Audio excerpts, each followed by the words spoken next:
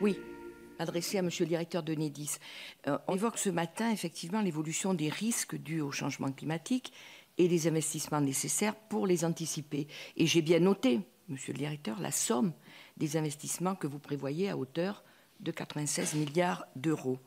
Dans ce contexte, je me permets de vous interroger sur votre stratégie en matière de fonctionnement, dans la mesure où je suis régulièrement alertée par les élus et le personnel d'Enedis des difficultés résultant de la fermeture des agences. Et c'est le cas des agences Enedis dans mon département. Depuis 2002, Enedis a fermé pas moins de 5 agences d'exploitation d'électricité de proximité en Dordogne.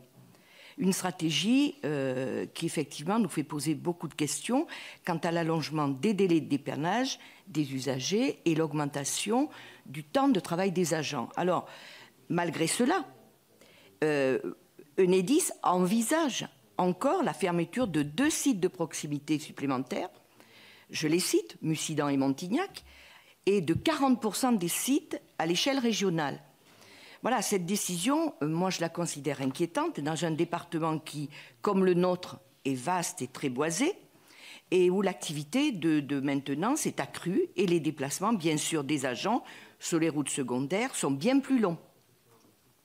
Pour preuve, d'ailleurs, le temps de coupure d'électricité est 3 fois plus long dans mon département qu'au niveau national. Il est passé de 121 minutes en 2021 à 200 minutes en 2023. Alors bon, vous avez peut-être une explication tout à fait valable à me fournir, mais moi je pense que si l'on prend en compte les objectifs définis par Enedis d'ici 2040, on doute dans ces conditions qu'ils puissent être réalisables sans un appui sur les agences d'exploitation de proximité. Madame, vous avez cité la présence dans les zones rurales. C'est bien sûr...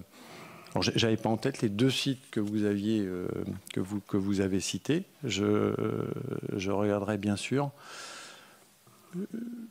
On sort d'une période où c'est plutôt stable.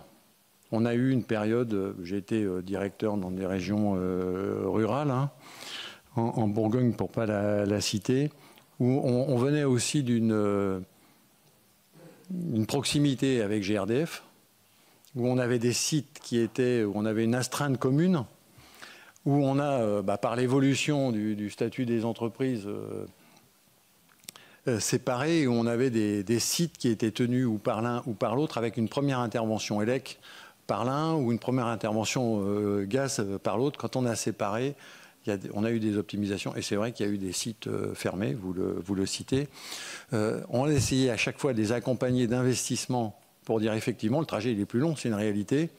Donc d'investissement pour ça, et aussi d'automatisme, hein, je pense tous nos interrupteurs aériens pour intervenir plus précisément à date. Alors bien sûr, c'est peut-être pas vrai en Dordogne, mais on essaie de maintenir la présence que l'on a, parce que, je le disais, le développement que l'on a aujourd'hui est aussi bien en urbain qu'en rural, avec les énergies renouvelables.